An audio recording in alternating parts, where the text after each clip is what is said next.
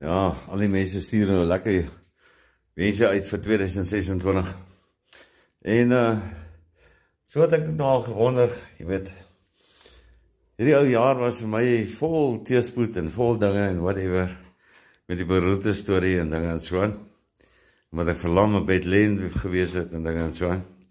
En toe sit ek nou hierdie dingetjie op Facebook van 3,5 maande later as ek uit 'n reistool uit en loop ek weer en ry my eie kar, kan praat, ek kan alles, ek kan aangaan. Maar ek het dit te danke aan die genade van bo. En baie deursettingsvermoë. Dit was nie 'n maklike pad nie, beloof julle.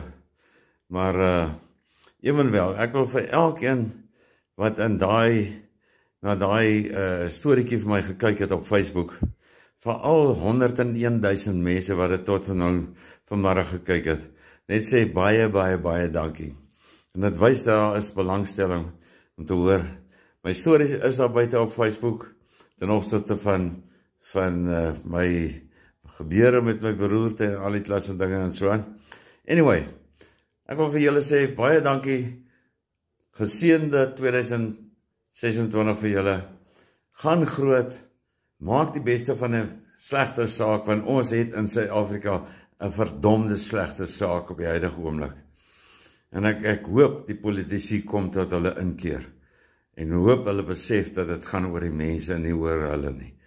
Maar anyway, mag 2026 vir julle astronomies goed wees.